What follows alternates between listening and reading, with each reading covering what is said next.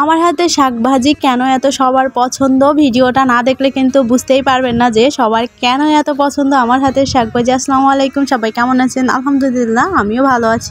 এই গরমে কিন্তু ঠান্ডার সাথে সাথে একটু তিতা জিনিসও খেতে ভালো লাগে, আর এই শাক ভাজিটা খুবই পছন্দ সবার। আর বলেন তো এটা কী শাক, আমি কোথায় গেছি তুলতে, ভিডিওটা দেখলে অবশ্যই বুঝতে পারবেন।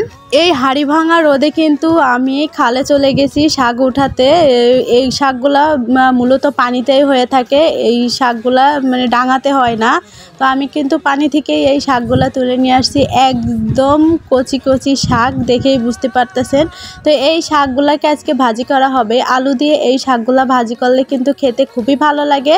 তো আপনাদের অঞ্চলে এটা কী নামে পরিচিত অবশ্যই কিন্তু কমেন্টস করতে ভুলবেন না। আর ভিডিওটা কে কোথা থেকে দেখছেন তারাও কিন্তু কমেন্টস করে জানাবেন। তো শাকগুলা ভালো করে কুচি করে কেটে নিয়েছি, সাথে কিন্তু 2টা আলুও কুচি করছি। শাকগুলা কিন্তু একটু বেছে নিতে হবে, কারণ এই শাকগুলাতে ছোট ছোট পোকাও থাকতে পারে, এজন্য ভালোভাবে বেছে নিয়েছি শাকগুলা। এবার হচ্ছে রান্না করতে চলে আসতেছি। এই শাকগুলা কিন্তু শরীরের জন্য খুবই উপকার, আর তিতা জিনিসটা কিন্তু শরীরের জন্য এমনিতেও উপকার।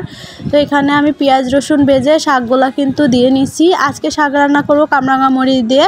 তো এই রোদের সময় কিন্তু মরিচটা একটু কম খাওয়াই বেটার, কারণ মরিচ বেশি খেলে সমস্যা হতে পারে, এজন্য এই মরিচ কম খেতে হবে। তো এই কামরাঙা মরিচগুলা বেশি একটা ঝাল ছিল না, ফুলও ছিল, তো এজন্য বেশি ঝাল ছিল না। তো এখানে আমি কিন্তু লবণ হলুদ দিয়ে অনবরত নেড়ে যেতে হবে। আর শাক কিন্তু সবার খুবই পছন্দ। সাধারণত আমরা গ্রামের মানুষ কিন্তু শাক কিনে খেতে হয় না, আমাদের এখানে খাল আছে, খালেই যেই কোনো শাক পাওয়া যায়, সব শাকই পাওয়া যায় খালে। তো আমাদের কিন্তু এই শাক কিনতে হয় না। গ্রামে বাড়ি হলে দেখেন কত সুবিধা। আর এই মরিচগুলাকে কিন্তু আমরা কামরাঙা মরিচ বলি, আপনারা কি মরিচ বলেন? আমাদের আঞ্চলিক ভাষাকে এটা কামরাঙা মরিচ বলা হয়।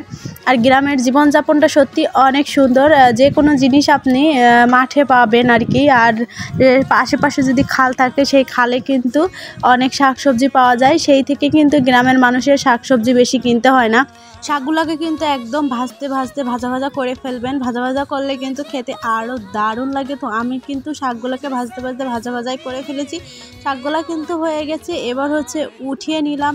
এই শাক ভাজি যদি গরম ভাতের সাথে দুপুরে খাওয়া যায়, সেদিন কিন্তু ভাত একটু বেশি লাগবে, ট্রাস্ট মি। এটা কিন্তু রান্না করে আপনারা দেখতে পারেন যদি আপনাদের অঞ্চলে এই শাকগুলা পাওয়া যায়, তিতির ডুগা শাক।